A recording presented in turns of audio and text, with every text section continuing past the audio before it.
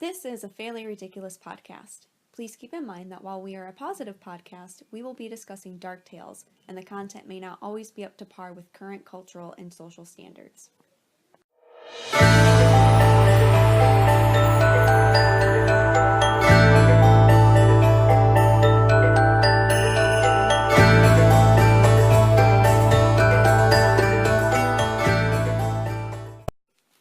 Hello! Welcome to a Fairly Ridiculous podcast! Hello! We finally made it! Our first podcast! Our first episode! Woohoo. It's only taken us 6 weeks Only 6. since the inception. I feel like that's a record. Yeah, We hold the record. for the longest time to get our butts in gear. Yep, and shortest until somebody proves us differently. We hold the record because we've claimed it.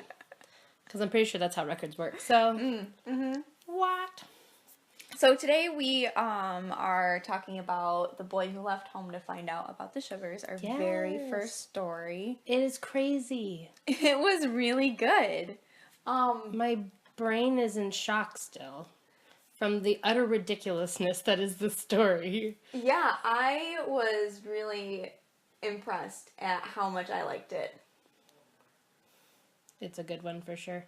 How many pages of notes you have? I have 4 pages of notes, everybody. I have a half a page. Andrea has a half a page. Woo! You summed it up. Andrea got the finer points. I took notes blow by blow, and I dissected every word.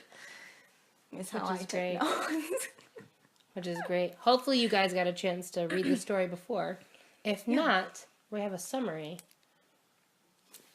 Yeah, I wrote an overview of the story. This is just completely my opinion and my perspective of the story.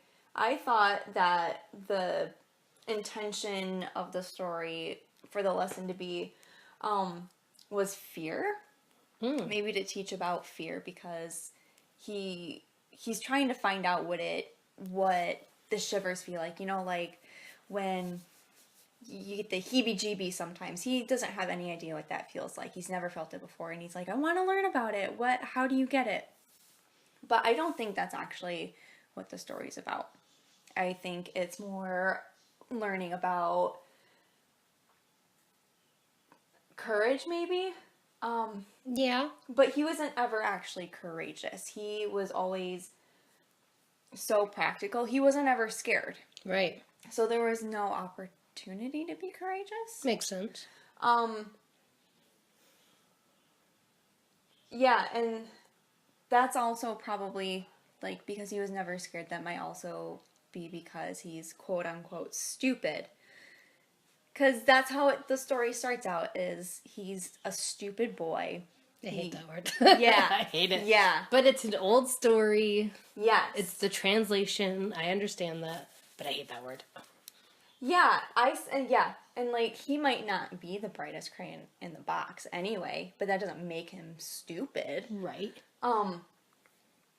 And even the way that he's written, the way he reacts to all of the things that are supposed to scare him and give him the shivers, he looks at them so practically. Mm-hmm. There is no fear because there's nothing to be afraid of.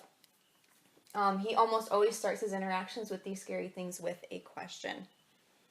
And that's something really important that we can take away from the story. Yeah.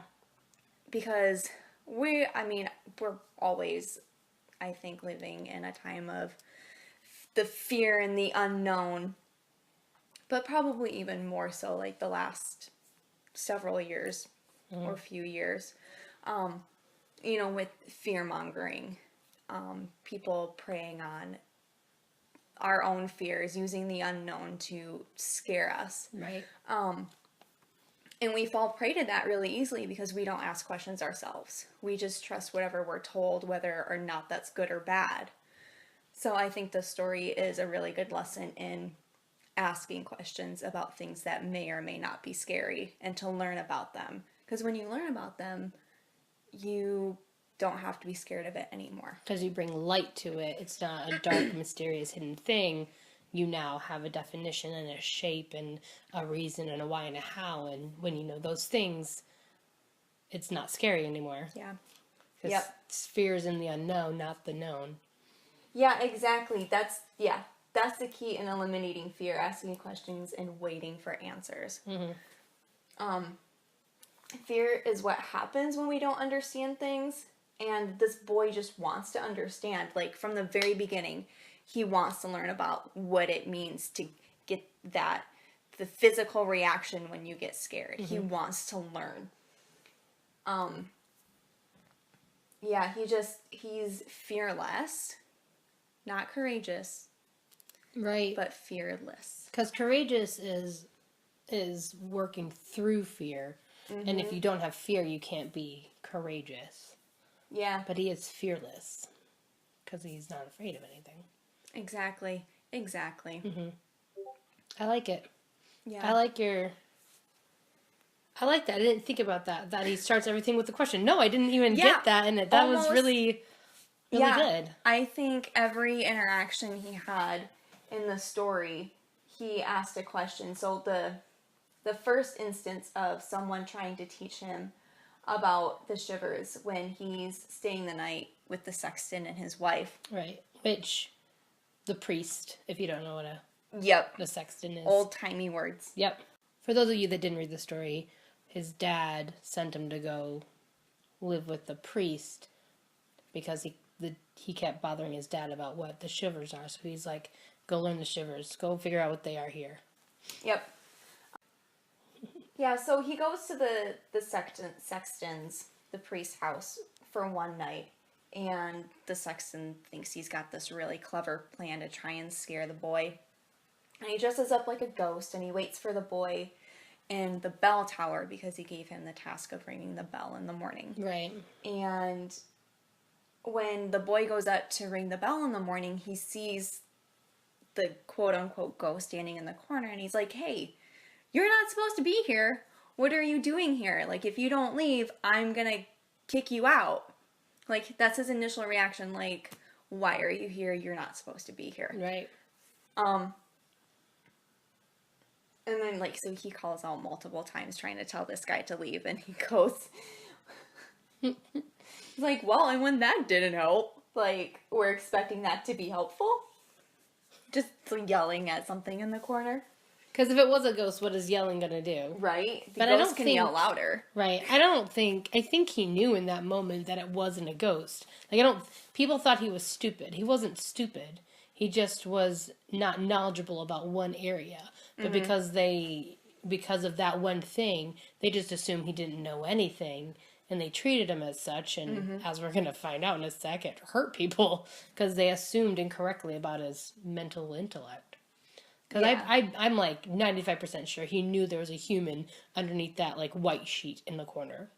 Yeah. Obviously. Well, yeah, and like if this kid isn't scared of anything, if he doesn't have the comprehension to be fearful, like he's not going to be scared of a ghost standing in the corner. You know what I'm saying? Not doing anything. Yeah, like, right. That's just how he works.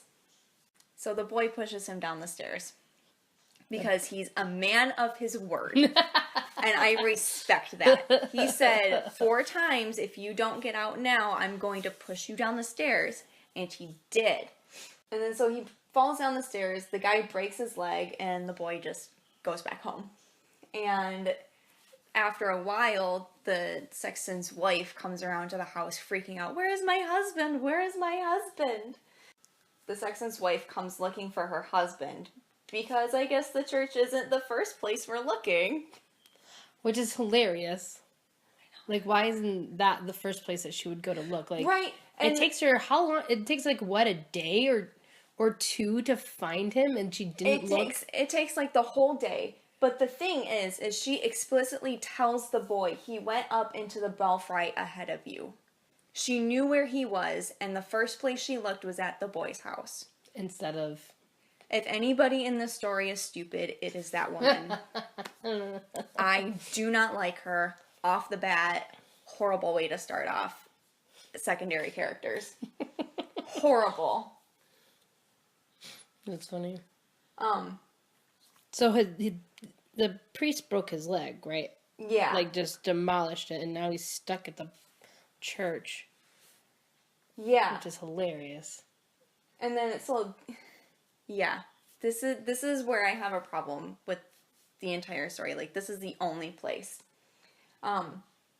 He had just told her exactly what had happened.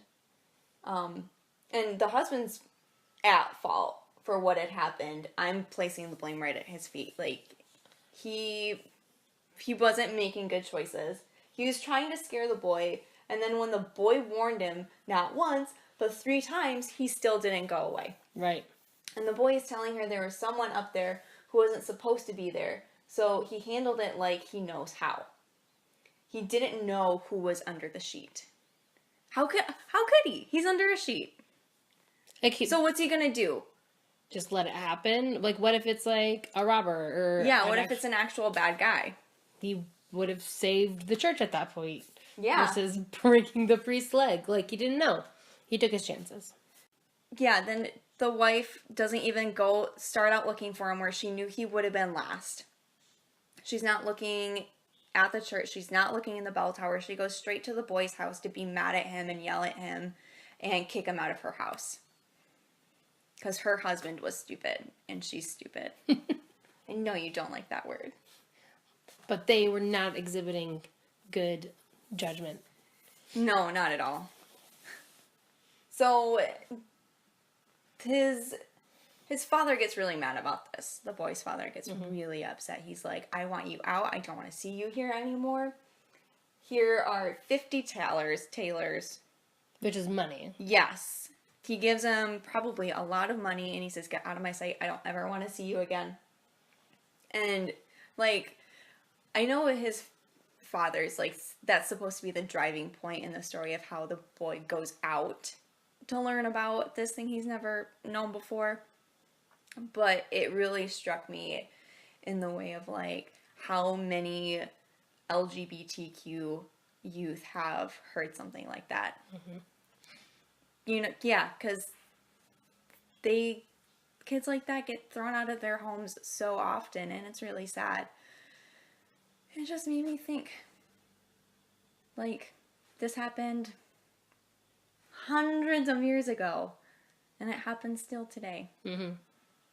For still not good reasons. And they're not good enough. But the boy's like, yeah, okay, whatever, I can go. I'm gonna learn about the Shivers. That's all I want to do. And it was sad because at that point, too, didn't the dad say, like, don't tell anybody that I'm your dad. Yep. Don't tell anybody where you come from. Yeah. Like, forget who you are. Yeah. And everything because you're a shame to our family. Yeah. Like, and he's just like, okay, fine.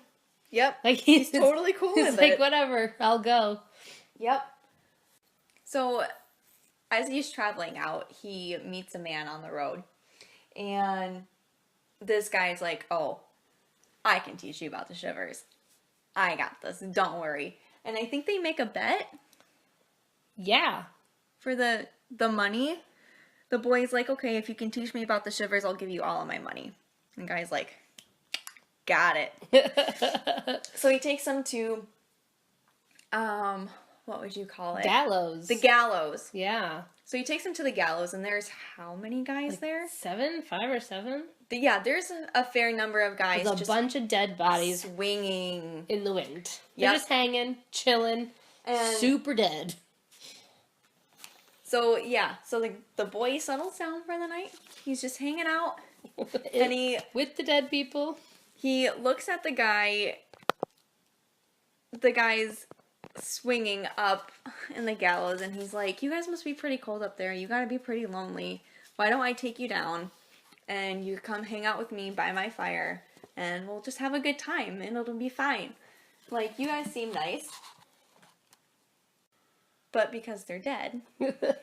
Obviously, they're not moving. They're not moving. There's no core strength in these bodies. So when he sits them around the fire, they slump and fall over and roll too close to the fire.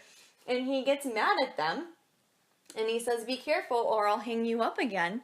Because if you catch fire, that's not good and that's dumb on you. Like, you shouldn't be like that. Fire. And he doesn't want himself, because he knows that if they catch on fire, proximity, it's going to hurt him as well. So this is survival for him, I think. Like, he's like, you know what, you can be near me, but if you're not paying attention, you're gonna cause me harm too. And I'm not about that life. So if you can't take care of yourself, I'm gonna put you back because I Don't endanger me. Yeah, exactly. So he's very, very in this moment he's very like self-preserving. Like he's out on his own, so he's very making sure that he protects himself. And I think he's also kindness repays kindness. Mm-hmm. He's like, I'm being nice to you. I'm showing you a kindness. Don't pay me back by being an idiot. Right. And catching fire. Don't catch on fire, silly dead bodies. Yeah. Hanging from the gallows that I took down. Yeah. So, obviously they don't hear him because they're dead and they can't move. Dead. Right. So, he hangs them back up.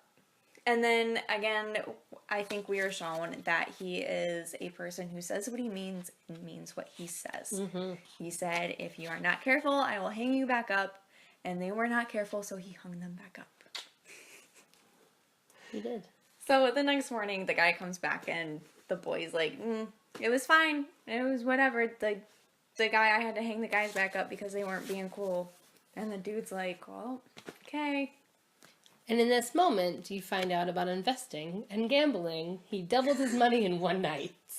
Well done. He went from 50 to 100 tailors. Well done. I don't think they... Oh, he didn't get paid? Yeah, I think it was, the boy was like, I have this money. If you can teach me about the Shivers, I will give you this money. And the guy was like, okay. And because he did not learn about the Shivers, he did not get the money. Gotcha. So the boy keeps traveling and he comes up to an inn. And he walks in and he's complaining. He keeps complaining everywhere he goes. Oh, I want to learn about the Shivers. I'll never find out what the Shivers are. And the innkeeper overhears him and tells him about the haunted castle nearby, much against the advice of his wife. Why don't people listen to women? Anyways. Well, our first example of women in this story is not a good one. Well, she had a bad moment, but we don't know what her conversation was prior to that. She could have been like, don't do this. Very good point. Very good point. I still don't respect her. Okay, moving on from the worst woman in the world, apparently. So the innkeeper's wife is like, please don't make him go. She says, think of all of the foolhardy fellows who have lost their lives. What a shame if those pretty eyes were never to see the light of day again. Aww. So we find out here that the boy is handsome. He's got pretty eyes, which is the gateway to the soul. So if the eyes are pretty, the soul is pretty. And we've also seen through his interactions with dead people and throughout the rest of the story as well, that he is a pretty kind gentleman. I would say he would be someone I'd want to be friends with. I don't know about that. Wait till we get to the end of the story. Because goodness gracious, it gets so much better. So good.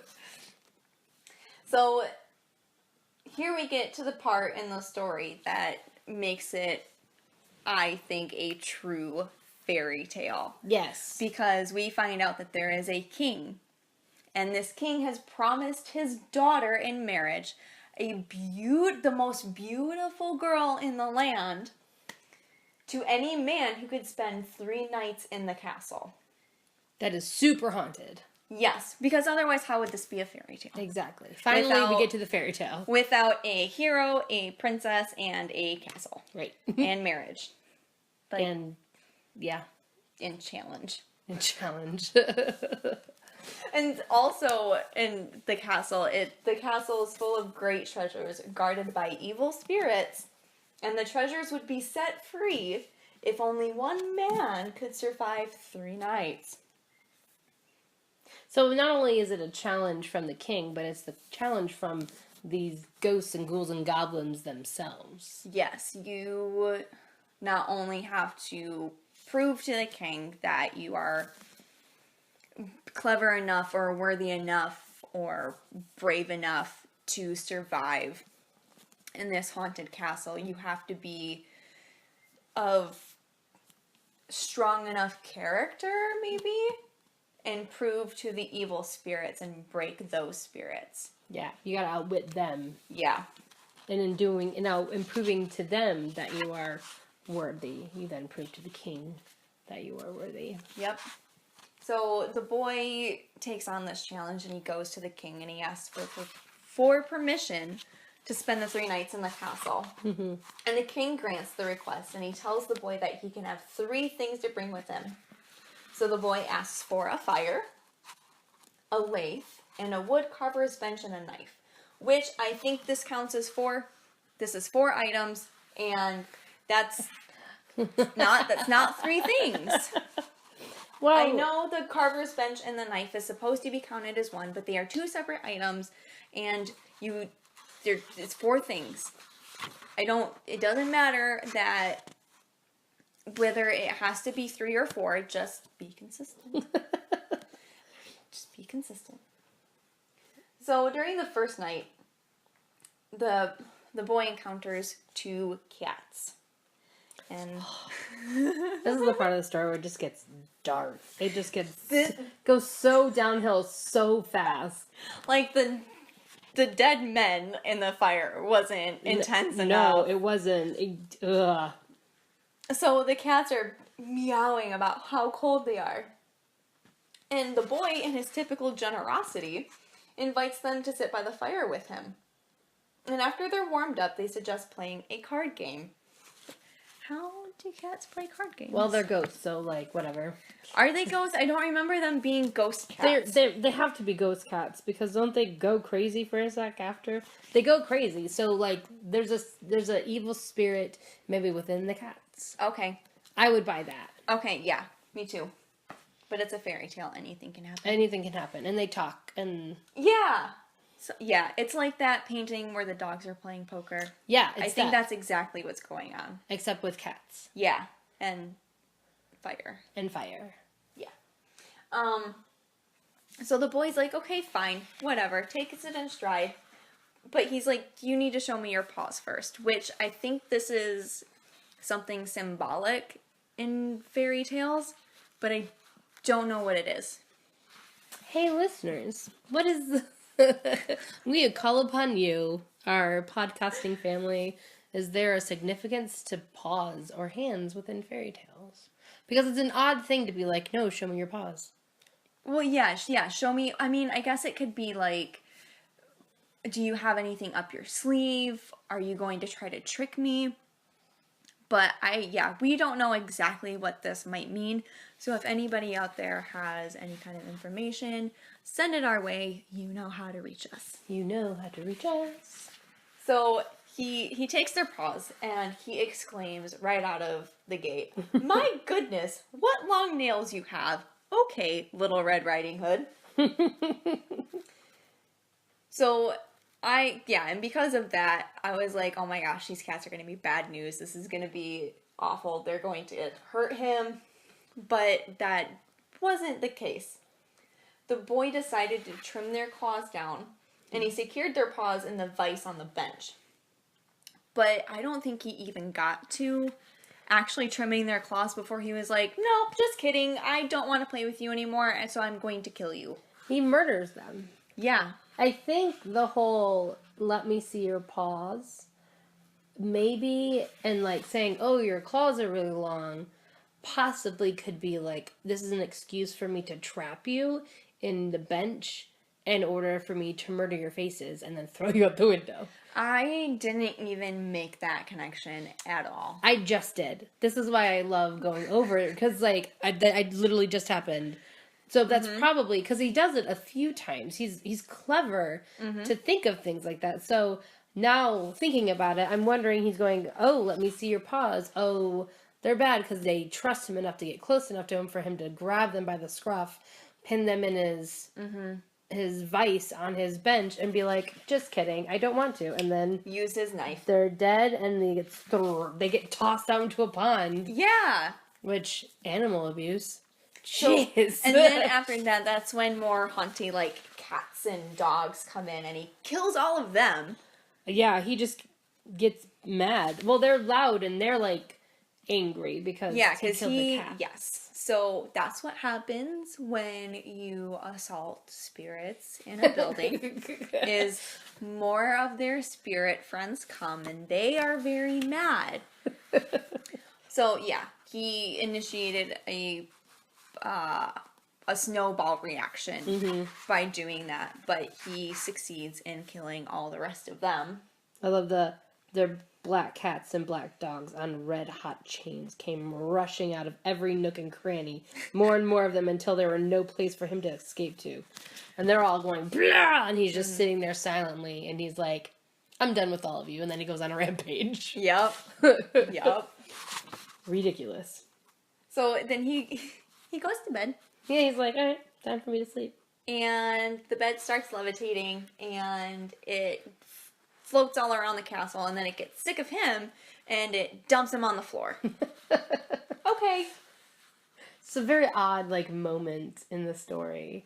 It's like we just had, like, ravenous cats and dogs and murder, and now we're just gonna go to a little flying bed that's like, and flips him over. Yep. It's just a very odd choice to flow into that. You would have thought you would have started with that. Yeah, it's like, okay. Yep, the king comes by in the morning and assumes that the boy is dead, because up to this point, no one has probably even survived the first night. Right. And the king's like, oh, it's such a shame. What a handsome boy. So it's the second time we find out that the boy is handsome. We cannot have a hero who is not handsome. But the boy just pops up and he's like, not so fast. I am here. I made it. I survived. So the king comes by in the morning and he assumes that the boy is dead, because up to this point, people haven't survived. Yeah, nobody survived even the first night. And the king's like, oh, what a shame. He was such a handsome boy. Because our hero cannot be not handsome. Right. It's very important that all heroes are beautiful. Mm-hmm. And all of our princesses are the most beautiful. The most beautiful. The most handsome of men. But the boy's like, nope, I'm here. Don't worry about it. And then they go back to the inn, and the innkeeper is like, oh my gosh, you came back. But the boy's like, woe is me. I will never find out about the Shivers. Oh, whoa. Poor. Poor boy. Mm-hmm. So, obviously he goes back the second night because he survived the first night. And as he's sitting by his fire, suddenly there is a din and a hubbub. I thought that was a very... and a hubbub. I like the way that was phrased. It's a very nice wording. We should add that to our repertoire. Our, what's it called? Our vernacular. Our vocabulary. Yeah. We should start a spreadsheet of vocabulary that we learn. That's a good idea. We're going to have our vernacular increaser sheet as a community. Yeah. Our community vernacular increaser sheet. Yeah. So if you guys, when you're reading these stories with us, if you have any words that you picked up that you thought were interesting and that we should add to the list, let us know. Yeah. We're going to add it to our community vernacular increaser. Yep. Boom. So there's a din and a hubbub, and half of a man falls down the chimney. Just half. One half. I think it's the top half the first time, right? I think so. And his first response is not to freak out or be shocked. But he says, first thing out of his mouth, that's not enough. Where's the other half? Which is a very appropriate way to address that situation. Yeah, I think that is the appropriate reaction to what happened. I like that. That was a very funny moment for me. I like it because I feel like that's a great reaction in any sort of those kind of situations. Like you see a child and he's got one half of something, you just go, that's not, where's the other half of that? That should be whole. That is not a whole. Why is the other half missing? Mm-hmm. Like you can think of so many scenarios and situations where that is definitely an appropriate response. And I love for him in this moment that is applies to him, to just a dead human body falling out of a chimney. The top part. Where is it? I mean, that's a good question, because what if there's an accident or a chopping of half the bodies? There's that question again that starts him off. Yeah. To understand, like, what's going on. That's not enough. Where's the other half? And that'll help me find out what's going on here. So I like that moment. It's one of my favorites. Did he ask a question with the cats? I don't remember. I don't think we covered that. Oh, did he ask a question with the cats? Let me look back. Because maybe, I don't think he specifically asked a question, but maybe inviting them or listening to their cries of being cold and inviting them to sit by the fire. Let's see. If I'll make you get the shivers. I don't care how hard it is.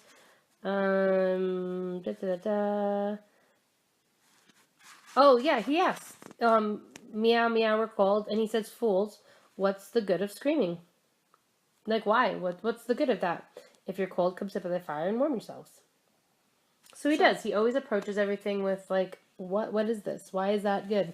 Let's find a solution. Yep. So, yeah. Okay, so he's asked a question with the sexton in the bell tower. Mm-hmm. He's asked a question with the hanging men, right? What was the question with that? Let's look back. I love having... This is why I love books. Let me just look. Learn the shivers. Go the gallows, midnight, the wind blowing, the warm. He says, if I'm freezing down here, imagine what it must be like for them up there. So he didn't ask a question, but he's using empathy. Yeah, it is kind of a question in the sense that if I feel this way, how must they feel? And so he's asking himself that question in order to understand and use empathy. So it does start off with a question, but the way it's phrased isn't necessarily a question. But he's questioning in himself. I feel this way. How do they feel? They must feel this way. Let me then act upon the answer to that question. Okay. So he's asking questions with the sexton. He's asking questions with the hanging men. He's asking questions with the cats. And now he's asking questions with this half body. Yeah, where's your other half, dude? Yep. So, of course, the other half does fall down. And as he's stirring up the fire for this man, he turns around and the two halves have fused together to be a full man. And then more pieces of men come falling out of the chimney. I don't know what initiated this chain reaction, but they had enough body parts to play 9-pin at the end, which I think is bowling. Yes, it's a type of bowling. Because our bowling, in the traditional, like, here in America, is 10 pins. But there's one that's just 9. They take out one. It's like a little bit of a different shape. Okay. From my understanding. If I'm completely wrong, then... Let us know. Let us know, please. We like learning. We do. That's what we're all about. We're like the boy. We like to learn. We do. For sure. So... They play 9-pin. Yeah, they played 9-pin for a long time. And then they all disappeared after the clock struck the hour. And then the king came by in the morning, and obviously the boy still hasn't learned about the shivers. But he has survived one more day. Exactly. So he's already made it. Well, he had already made it farther than anybody by passing the first night. Right. And he's passed the second night. Do we think he's going to pass the third night? I wonder. The suspense. Da, da, da. So on the third night, 6 men coming carrying a coffin. And the boy just says, oh, this must be my cousin who died a few days ago. And my question is, wait, what, when, how, who? We don't know. We weren't introduced to his cousin. Right. At any point. Right. How is he still in contact with his family? Like, his father said, go, be gone. You are disowned. No more contact. But, whatever. This is a fairy tale.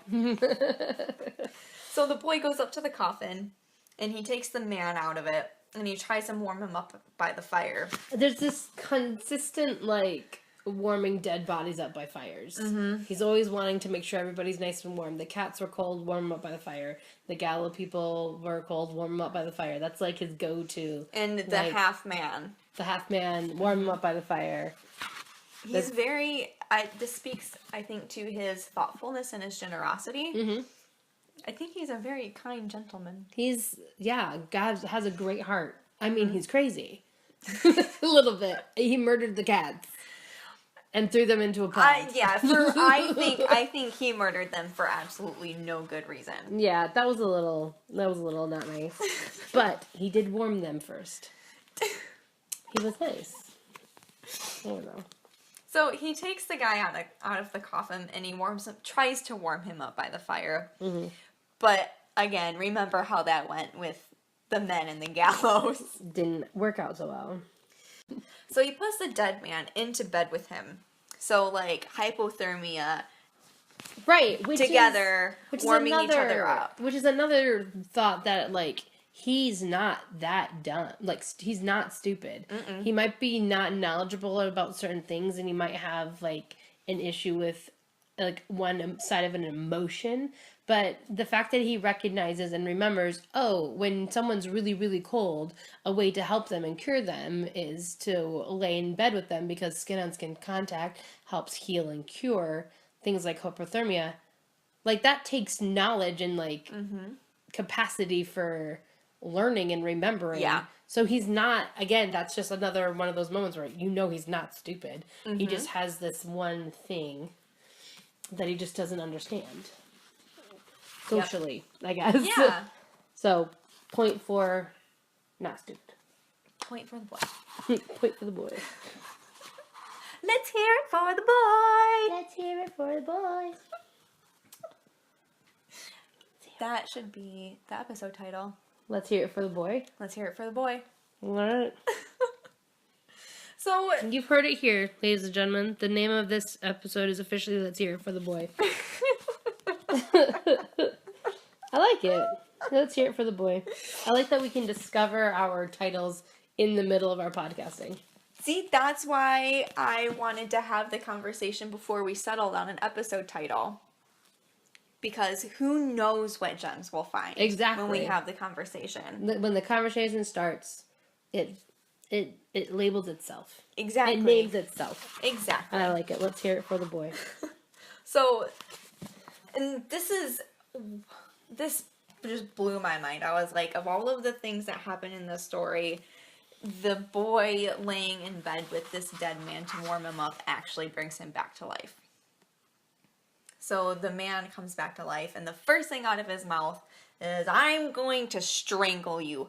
Wow, what a way to repay this nice boy. But I mean, in his defense, it is an evil spirit in ghoul. His job is to do that. So, like, he's doing his job. Probably. But isn't this supposed to be his cousin? Yeah. We never find out. I don't know what the cousin thing is. It's so odd. So the boy's just like, really? Is this my thanks? Back in your coffin you go. And he puts him back in, and the six men go off with the dead man. And that's that. But then another man comes in, bigger and scarier than the rest. With a long white beard. So that's, okay. This guy, I cannot picture a scarier man. Like, this guy is supposed to look like a monster. Mm-hmm. But he's not described well enough for me to picture him as a monster. I picture Hagrid. Oh, but Hagrid with a white beard. No. You gotta think like I'm trying to think of a tall, think of more skeleton-y and thin. Like the White Walkers from... White Walkers with a white beard. Yeah. But that's not how they're described. Maybe that's how they're supposed to look. But that's not the image that developed in my head. He's just old. Old is skinny and hunched over. You can be fat and old. No, this is like ghoulish old. I am sticking with my mental image of Hagrid with Dumbledore's beard. Because it makes me feel better about what happens next. And Harry Potter had to have been said at least once, and per episode, that's your one. Listen, I did not say that. I talked about Hagrid and Dumbledore. Okay, so you I get at least one Harry Potter reference and at least one Parks and Rec reference every episode. Okay, deal. I like that. Listeners, you heard it here first. We're making up rules as we go. It's fairly ridiculous. It's fairly ridiculous. Make sure you keep track, because we're going to forget. We'll keep a spreadsheet. We'll keep a spreadsheet of that one, too. Spreadsheet of the rules that we make up as we go. Okay. So the big scary Hagrid man comes in and he says to the boy, "Now you'll find out about the Shivers because you're going to die." Dun dun dun. And the boy's response is basically like, "Nana nana boo boo, you can't catch me." And then, well, they go back and forth of, "Yes I can, no you can't, yes I can, no you can't." And then they stop because they're both adults. Yeah. That's why they stop. And the big scary man leads the boy to a smithy and drove an anvil. What is that? An anvil? Yeah. An anvil is the thing that, when you see, like, in Hercules, and he's, like, hammering the thunderbolt on it, it's an anvil. That's that big block thing. Yes, the big metal thing. Okay. That's the anvil. That's what smithies use, and there's different angles and stuff on it, so they can do different angles on whatever they're creating and making and working with metal. Because the metal's hot, and they pound it on that and shape it accordingly. Okay, anvil. So that helps, because I'm picturing, like, a stake.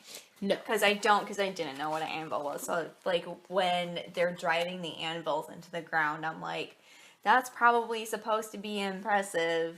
But because I can't put a nail into the wall with one blow from a hammer, that is impressive. No, so an anvil. So if somebody's driving an anvil into the ground, they've got this huge block of a thing, and they're hitting it hard enough to it just goes in all the way into the ground. Yeah, so there's an extreme amount of force. Yeah, and an extreme amount of strength behind that force. So the big scary man drives an anvil into the ground with a single blow. They're doing like a battle strike. Yeah, this is probably we should probably explore it. Is this what each challenge explores of his strengths and endurances? Mental, physical, emotional. Yeah. Knowledge. Yeah. So, with his turn, the boy splits the anvil in half, and he crammed the man's beard into it, because I think this old scary guy was, like, leaning close in to watch. Yeah, he was kind of, like, looking at it, and he got too close, and he wasn't aware. Like with the cats. Yeah. That's what that was. That was foreshadowing. Do. That's gonna happen at least 5 more times. That's another rule. Put it in the spreadsheet, everyone. Foreshadowing. Foreshadowing. That we don't catch. Whoa! But yeah, so he...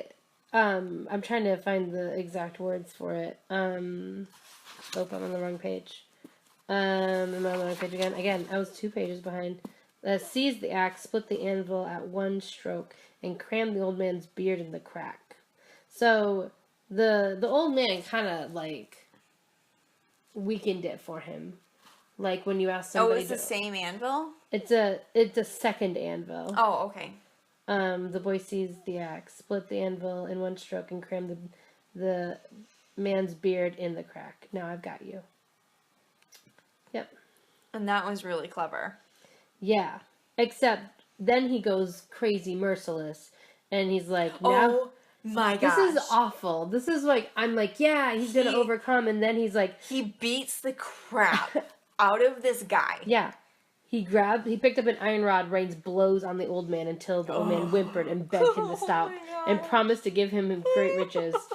Like, we're great. This story's going great. Like, overcoming, like, okay, with the cat thing, that was weird. Maybe it's a one time. He goes bowling with dead bodies, like, that's fun. And then he just beats up. I'm just like, but then you have to remember, it's not a human. It's like a ghoul, like, evil thing. It's the same thing as what happened with the cats. Yeah. The earlier. evil. You have to remember that the evil, but, like, I become sympathetic. I'm like, but it's just a little old man. No, it's evil. It's evil. It's evil. And I think probably what we're missing too is like the culture of what this was written in. Yeah, for sure. Because probably when this was originally told and written down, your mindset would have already been in that place of course these cats are probably the evil spirits. They're black. And yeah, exactly. Black and like cats with the superstition of it. And that's so much less a part of our culture now. And like, I am not superstitious about black cats. If I will take your black cat, okay? I will love it, and I will feed it, and I will take care of it, and I will make sure it is safe on Halloween. I appreciate people who have black cats, but I don't like hair. And I like clean things, so I don't do well with animals that leave hair everywhere. So anyways, he just about murders the old man. And the old man's like, stop, I'll give you all the gold, I'll give you the treasures. And there's three treasure chests that he brings the boy to. And one is for the boy, and the other two are for the kingdom. One's for the king specifically. Okay. And one is for the kingdom, the people, the poor and needy. Okay. So not only did he become rich, but he also was like a blessing to the rest of the community. Yes. Which was very cool. Yes. That was a very like, oh, that's neat, like little interjection that they put in there. Not only, like normally these stories are all about like, the hero becomes rich and famous and his gets his own girl, benefit. And like, yeah, congratulations. But the author, the story, they made a point to say, no, everyone benefits from this. His piece, you get your piece, but also the kingdom gets to benefit from what you've done, and this is their piece because you're not in it alone. I liked that little interjection of community in there for sure. Yep. And so the boy successfully. So the boy successfully completed 3 nights at this haunted castle. Those were the qualifications for marrying the princess. Right. And getting treasure also from the king, right? I think the treasure from the king was the treasure from the castle. Okay. That's his treasure that he got. Like, you get my daughter and also keep the treasure, your portion of the treasure from the castle. Okay. So, so the boy gets the treasure from the castle. He gets to marry the princess. And I think, no, it's not on the wedding night. It's after a certain amount of time, and the boy is still complaining about not getting the shivers. He's been complaining the entire story. I don't know what the shivers are. I'm never going to learn. I want to learn about the shivers. I don't know what the shivers are. What are the shivers? And the princess is like, oh my god, shut up. She's so over it. I'm sick of listening to you. And she tells her maid, figure something out. And the maid goes to the pond and gets buckets of water. Yeah. With minnows in them. With the fish. With, little tiny fish in them. And she comes back up to his bed and she just dumps the water all over him. And he's like, oh my gosh, I know what the shivers are. And that's the end of the story. That's where it ends. It's like, now at last I know what the shivers are. What? What? That? Like, all of this craziness, this imagery of cats being thrown out and this old man getting beat to shreds. Pushing people downstairs. And anybody had to do was just throw a bucket of water on him with and make him cold. And just make him cold. That's the thing. He was always around fire. He was always warm. He never shivered. Oh my gosh. We just figured out the story. You can go home now. That's it. We're done. The podcast is over. Yep, that's it. We've accomplished our goal as fairly ridiculous. He always created a fire because he never wanted to be cold. And finally, in this moment, he got cold and he figured out what the shivers were. That's exactly what happened. There it is. Oh my gosh. You heard it here, folks. Yeah. You get to say that once per episode. What, you heard it here, folks? I've said it at least 5 times already. So, whoops, I broke that rule. New rule, it's okay. New rule. We'll start it next time. Yeah. But that's the story. That's the craziness of it. Yeah, so we find out in this story that, well, we don't find out, but... Sorry, as we're moving papers around. Yeah, we have 20 pages of notes. I mean, So- I got my half a page back. Wait, which one do I want to do first? Oh, I don't know. Do you want me to do it? Yeah, do you want to do it? Because Yeah, this I is yours. So that's the story. And Haley's breakdown. That's her 4-page breakdown of the story. Now we can move on to my half a page of notes.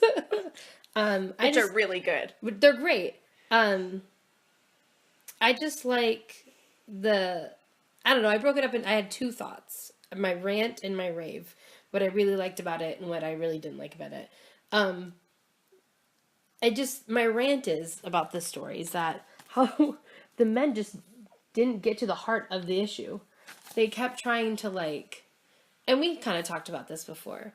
And as a society we do it, that they're like, oh, and I'm not going to sit down and communicate with you. Let me tell you about the shivers. It's go do this thing and go do it. Yeah, this will show you what the shivers is. Go. And Very we do it. hands off. Yeah, very hands off and and I know that the sexton was showing him, but it's a little bit different. And I think as a culture we tend to do this with. I know some people don't like how teachers work sometimes. They don't learn that, if students don't learn this way, I'm going to give you homework. Just do the homework. That will teach you. That'll teach you how to read the book. That'll teach you. And even in religious settings or within specifically Christianity, because I know about Christianity, we tend to say, oh, you want to learn about God. Oh, you want to learn about go read the Bible. That's how you become a Christian. Go do this thing. That's how to do it. Instead of let me sit down next to you and let's have this conversation and let me get to where you're at and figure out where you are and ask that question and understand you first.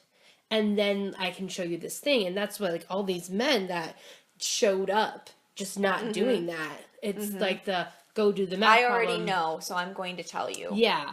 And have this go do that thing.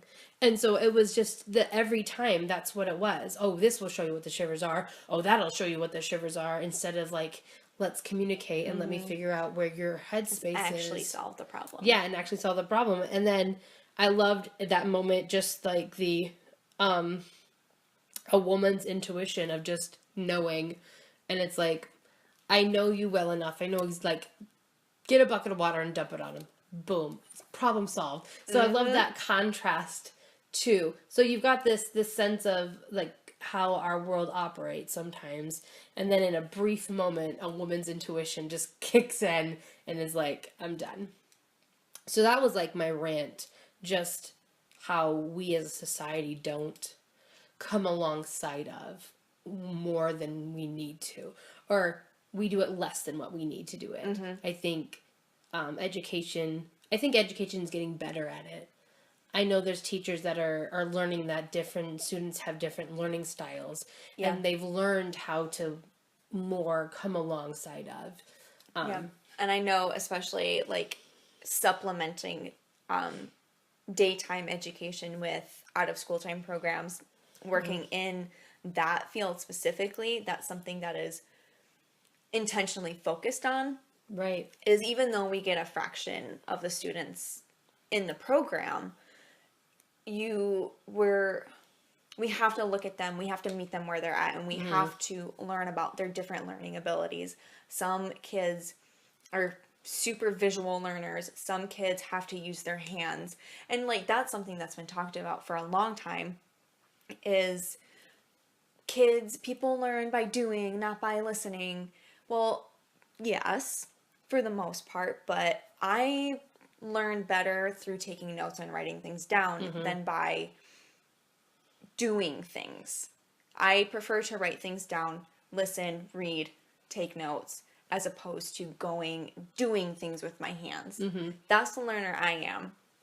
And it's not everybody learns the same. And I agree with you. It's becoming more commonly accepted and not utilized, but Strived for. yeah, we're accepting it in the classroom. Yeah, which is great, and I think that's important because I think if you just kind of broad stroke the story a little bit, it's about an autistic boy trying to learn something. The world is not understanding his way of learning, and then there's a moment where somebody gets it and teaches him the way he needs to learn. Even if it wasn't necessarily the same lesson he was trying to learn, he will never learn what the Shivers are. He will never learn that.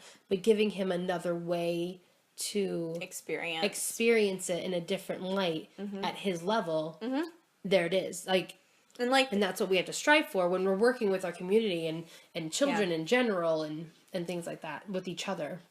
Yep, and throughout the entire thing, he's just like, I want this experience. I want to know. I want to know. I want to know. He never gives context for like how. He doesn't care when, why, or how. Right. He's like, I want to know. Show me, tell me, give me. Let me experience this with you. Somebody experience, like, help me experience it. And that's a part of my rave. I love the, it's just a simple thing, but just it's importance of his goal. That was his goal, and he didn't let it deter him no matter, like, what circumstances popped up. He just went for it, and he tried, and I don't think he never lost sight of his goal, though it annoyed everybody else around him. He never let go of that. This is the thing that I want, even though he he went to a different path and went all these ways. He still had that hope that he would always be able to learn this thing, and that he never let go of it. And I think that's important too, as just growing up, that we just have something that we want to achieve. Just one thing, that goal that we want, and even though life takes us all sorts of different ways and paths, there's still that one thing that keeps us going. It keeps us striving for a little bit more in life. I don't think that's unhealthy. There's an unhealthy way, but I don't think that for him that was unhealthy. That's a thing that you want to experience. So, okay, so Haley, you talked about wanting to bless a character, and I think we're at the end here. So let's go ahead. What character would you want to bless? I think I would like to bless the innkeeper's wife. She is the only woman we meet in the story who just takes a second and just says no. Like, no more. This needs to stop. She had seen too many young men take up this challenge and take up arms and use courage and manliness as a shield going into this dangerous place and thinking that they're invincible because they're men. And she's just had enough. Like, she's so brokenhearted over the loss of all of these young men. And yeah, she's just had enough, and she's like, why do we need to lose another boy because of arrogance or this, that, or the other thing? Like, no more, no more. So I want to bless her for standing up and speaking out when she sees something wrong. I like it. I like it a lot. Who would you like to bless, Andrea? I am going to bless the princess. And thinking about the relationship with the princess and this boy, we don't know how much time happened between them getting married and her throwing the bucket of water going on. It could have been like a week, or it could have been years. But I like that because what I see happening is that she was giving him time to figure that out on his own. She was there, but she was healthily giving him his space to continue to pursue his dream, that goal that he had. And I think she got to a point where she realized, okay, you're not going to get it on your own anymore. We got to try something different. I'm going to become more of an important role in helping you reach this goal so you can. So she decided to throw a bucket of water on him. But I think that's important in relationships, in knowing when I give you your space. I'm here if you need me, but I'm giving you your space to learn. And then also recognizing you're not going to be able to do this on your own. I need to step in and become more of a role and more of a support and help you with this. And I think that's important in relationships. So I bless her for becoming that and recognizing that and being that support to her significant other. That is my blessing. Good blessing. Good job. Good blessings. Yay! We did it. We just completed our very first episode. Oh my gosh, I'm so excited. Huzzah! I'm excited. Thank you guys for listening to our very first podcast. Next time, tune in for The Really Ugly Duckling from The Steaky Cheese Man and other fairly odd tales. It's a short one. I'm so excited for it. We'll see how much of a conversation we can drag out of that one. Oh, I'm going to drag out so much conversation. It'll be great. So much exploring. So much exploring. But thank you. We will see you another time, another day. Yeah, stay fairly ridiculous. Really ridiculous. Bye.